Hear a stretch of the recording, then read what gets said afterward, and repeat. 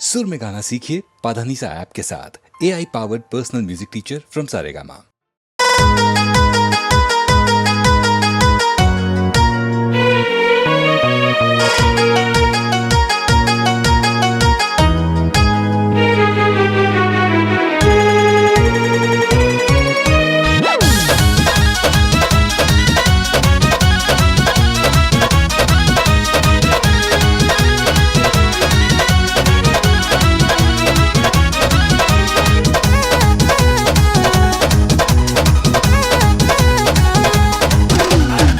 सुघर शरीर देखी मन छटपटाता, दिलवा में फूटे लागल प्यार के बतासा।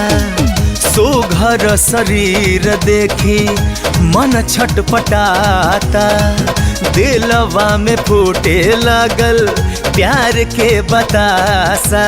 सुना कि तोहरा नाम में कहीं झुमका नथिया बलिया राजा जी। तोहरा नाम में कहीं झुमका नथिया बलिया राजा जी। जबे मन करी चूसल करिहा रस कर हमार ओठ ललिया राजा जी। जबे मन करी चूसल करिहा रस कर हमार ओठ ललिया राजा जी।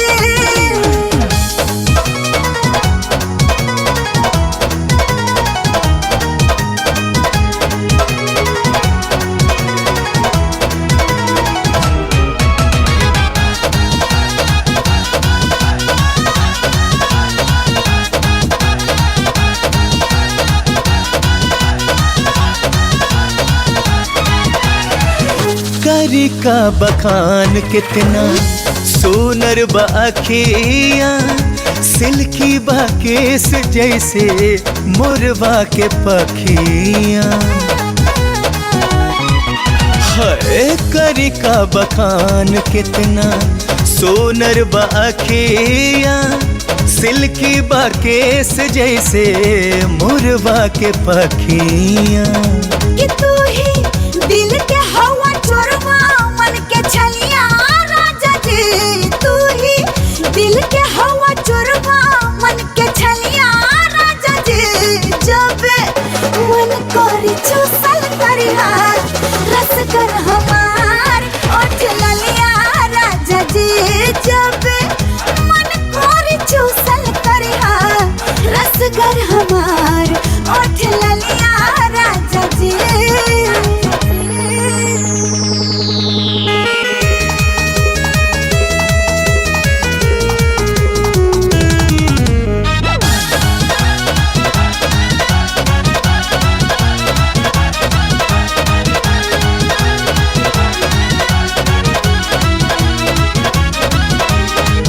तर गए नि गोरी हम तोहरा के पाके, जियरा जुड़ाई दिहलो जिंदगी में आके।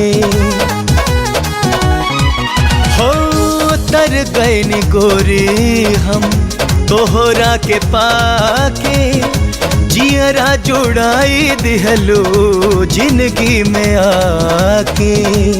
पिया पिया कहे पाँव के पायलिया राजा जी।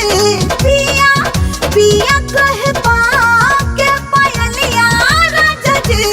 जब मन करी चूसल करिहा रस कर हमार ओठ ललिया राजा जी।